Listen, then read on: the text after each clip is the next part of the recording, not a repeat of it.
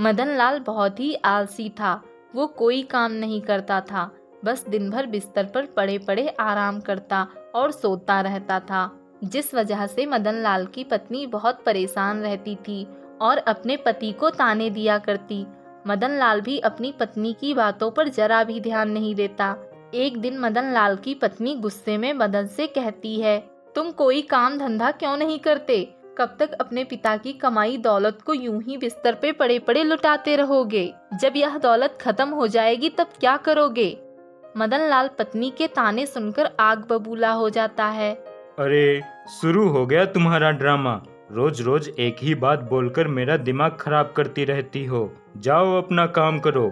ये सारी धन दौलत मेरे पिताजी मेरे लिए छोड़ कर गए हैं। भला ये किस काम आएगी? सुबह सुबह सारा मूड खराब कर दिया। इतना कहकर मदनलाल गुस्से से घर से निकलता है और चलते चलते एक जंगल की तरफ आ जाता है। अरे, ये मैं कहाँ आ गया? ये तो जंगल है। चलो अब आ ही गया हूँ तो थोड़ा सुकून से बैठ जाता हूँ। वैसे भी घर पर पत्नी की बड़बड़ सुनते सुनते पक गया हूँ। मदन एक पेड़ की छांव में बैठ जाता है। थोड़ी देर बाद वहाँ एक व्यक्ति आता है और वह एक पेड़ के पास जाकर एक मंत्र बोलता है। इस जंगल के पेड़ों में तुम ही हो एक राजा। खड़ा हूँ तेरी चौखट पे, खोल दे तू दरवाजा। देखते ही देखते पेड़ में एक दरवाजा खुलता है और वह व्यक्ति उसके अंदर चला जाता है और वह दरवाजा बंद हो जाता है। थोड़ी देर बाद वह व्यक्ति एक पोटली लेकर बाहर आता है। मदनलाल बैठा यह सब देख रहा था। हे भगवान, ये क्या बला है? ये मैं क्या देख रहा हूँ? एक आदमी पेड़ के अंदर गया और पोटली में कुछ लेकर वापस निकला। लगता है यह जरूर कोई जादुई पेड़ है।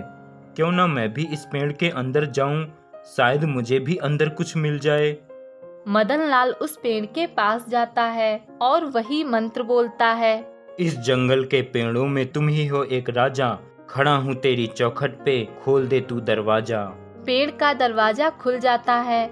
मदनलाल अंदर जाता है और वहाँ ढेर सारा खजाना देखकर मदनलाल बहुत खुश हो जाता है। मदनलाल उस खजाने से कुछ खजाना लेकर घर आ जाता है और अपनी पत्नी से सारी बात बताता है। अब मदन रोज दिन भर सोता आराम करता और जब मन करता वह पेड़ से खजाना ले आता। कुछ दिनों बाद मदनलाल सोचता है, मैं उस पेड़ से थोड़ा थोड़ा खजाना ला लाकर थक गया हूँ। क्यों ना मैं इस बार जाकर ढेर सारा खजाना ले आऊं। अगले दिन मदनलाल एक बड़ा बैग लेकर जाता है और खूब ढेर सारा खजाना बैग में भर लेता है और खुशी से मानो फूले ना समा रहा हो।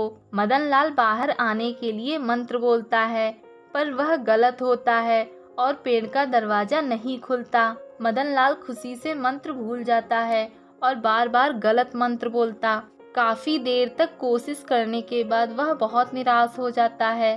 अरे, अब मैं क्या करूं? ये दरवाजा तो खुल ही नहीं रहा। अब मैं बाहर कैसे जाऊंगा? ये सब मेरे लालच की वजह से हुआ है। मदनलाल वही अपने लालच की वजह से पेड़ के अंदर ही कैद हो जाता है। एक गांव में मोहन नाम का एक गरीब लकड़हारा अपनी पत्नी कमला के साथ रहता था। जंगल में लकड़ियां काटकर वह अपने घर का गुजारा करता था। एक दिन मोहन कमला से कहता है, कमला, मैं लकड़ियां काटने जंगल जा रहा हूँ। रुकिए, मैं आपके लिए रोटी बांध देती हूँ। दोपहर में आपको भूख लगेगी तो खा लेना। कमला रसोई में रोटी बांधने जाती है। वहीं मोहन भी आ जाता है और देखता है रसोई में सिर्फ एक ही रोटी है। रसोई में सिर्फ एक ही रोटी है। अगर कमला वो रोटी मेरे लिए बांध देगी तो कमला भूखी रह जाएगी। अरे कमला, मैं तुम्हें एक बात तो बताना भूल ही गया। जंगल में मेरे साथ एक और लकड़हारा लकड़ियां काटने आता है और वह ज्यादा खाना ले आता है। दोस्ती का वास्ता देकर मुझे वह खाना खिलाने लगता है, इसलिए ये रोटी तुम खा लेना। अब मैं चलता हूँ। इतना कहकर मोहन लकड़ियां काटने जंगल चला जाता है। जंगल आकर मोहन सोचता है, कमला से तो मैंने झूठ बोल दिया कि मुझे मेरा मित्र खाना खिला देता है, पर सच तो ये है कि मेरा कोई मित्र ही नहीं है और बिना कुछ खाए मेरे शरीर में इतनी क्षमता भी नहीं है कि मैं ज्यादा लकड़ियां काट सकूं। फिर भी लकड़ियां तो काटनी ही पड़ेंगी, वरना आज भी भूखा रहना पड़ेगा। तभी मोहन को वहीं एक आम का पेड़ दिखाई देता है। आज इसी वृक्ष की लकड़ी काट लेता हूँ। भूख के कारण जंगल में ज्यादा दूर चला नहीं जाता। मोहन आम के पेड़ की लकड़ियां काटता है। तभी आम का पेड़ जागृत हो जाता है और बहुत क्रोधित हो जाता है। कौन है जो मेरी लकड़ियाँ काट रहा है? मोहन पेड़ की आवाज सुनकर रुक जाता है। तेरा ये दुस्साहस, तूने मेरी लकड़ियाँ तोड़ी, अब तुझे इसकी सजा मिलेगी। मोहन डर जाता है और जल्दी जल्दी घर आ जाता है। मोहन को घबराया हुआ देखकर कमला भी घबरा जाती है। क्या हुआ? आज आप इतनी जल्दी कैसे आ गए? और आप इतने घबराए हुए क्यों हो? कमला, मैं जंगल लकड़ियाँ काटने गया था। जंगल में ज्यादा दूर न जाना पड़े, ये सोचकर पास के ही एक आम के पेड़ की लकड़ियाँ काटने लगा और वो आम का पेड़ जागृत हो गया और क्रोधित हो गया। क्या? ये क्या कह रहे हैं आप?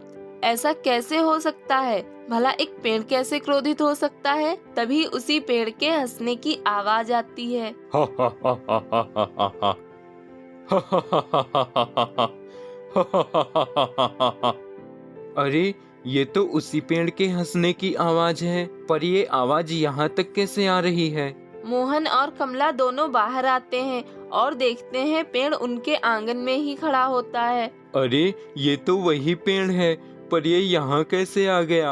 हा हा हा हा हा हा हा हा हा हा हा हा हा। मैं एक जादुई पेड़ हूँ, मैं कुछ भी कर सकता हूँ। तुमने मेरी लकड़ियाँ तोड़ी, अब मैं यहीं तुम्हारे घर के आंगन में खड़ा रहूंगा और तुम्हें सजा दूंगा।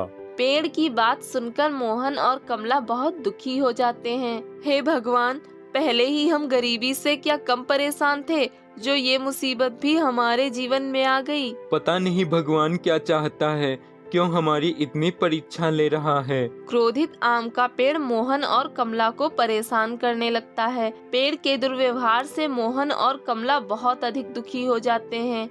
ये लीजिए, कुछ खा लीजिए, आपको भूख लगी होगी।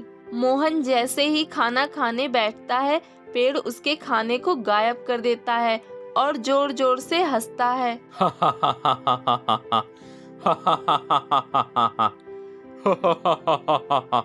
ऐसा कब तक चलेगा? कब तक हमें ये सब सहना होगा? कब तक हम ऐसे ही भूखे प्यासे रहेंगे? जब तक मैं तुम्हें सजा देता रहूंगा, तब तक। तुमने मुझे क्रोधित किया है, तुम्हें इसकी सजा भुगतनी ही होगी। कई दिनों तक ऐसा ही चलता है। एक दिन पेड़ बहुत प्यासा होता है। पानी, पानी, बहुत प्यास लगी है। क्या करूं? यहाँ कोई तालाब भी नहीं है जिसमें मैं अपनी जड़ें डाल सकूं। कमला, लगता है पेड़ को बहुत प्यास लगी है। हाँ, आप सही कह रहे हो। प्यास के कारण पेड़ काफी परेशान दिखाई दे रहा है। कमला, चलो पेड़ को पानी पिला देते हैं। हम भूखे हैं, कोई बात नहीं, पर हमारी वजह से पेड़ क्यों भूखा रहे? पेड़ हमारे घर के आंगन में है, हमें उसकी देखभाल करनी चाहिए। उसे पानी पिला देते हैं। हाँ, चलो पेड़ को पानी देते हैं। पेड़ दोनों की बातें सुन लेता है और देखता है मोहन पेड़ की जड़ों में पानी डालता है। मोहन जैसे ही पेड़ की जड़ों में पानी डालता है, पेड़ की प्यास बुझ जाती है और पेड़ का क्रोध भी समाप्त हो जाता है। मोहन, कमला, मैंने तुम दोनों को कई दिनों तक परेशान किया, फिर भी तुम दोनों ने मेरी प्यास बुझाई। तुम्हें पहचानने में मुझसे गलती हो गई। तुम दोनों तो बहुत अच्छे इंसान हो। पेड़, मैं एक लकड़हारा हूँ। लकड़ी काटकर और उन्हें बेचकर ही मेरा गुजारा होता है। अगर मुझे पता होता कि तुम एक जादुई पेड़ हो और मेरे लकड़ी काटने से तुम क्रोधित हो जाओगे, तो मैं तुम्हारी लकड़ी नहीं काटता। मुझे माफ कर दो पेड़। नहीं मोहन, तुम मुझसे माफी मत मांगो। माफी तो मुझे तुमसे मांगनी चाहिए। मुझे तुम्हारे साथ ऐसा दुर्व्यवहार नहीं करना चाहिए था। मुझे माफ कर दो मोहन। कोई बात नहीं पेड़, हम तुमसे नाराज नहीं हैं। वाह, तुम दोनों सच में बहुत अच्छे इंसान हो। मैं तुम दोनों से बहुत प्रसन्न हुआ, इसलिए मैं तुम्हें एक उपहार देता हूँ। मोहन, ये लो, ये एक आम से भरी टोकरी है, इसमें रखे आम कभी खत्म नहीं होंगे और तुम इन्हें बेचकर अपना जीवन यापन कर सकोगे।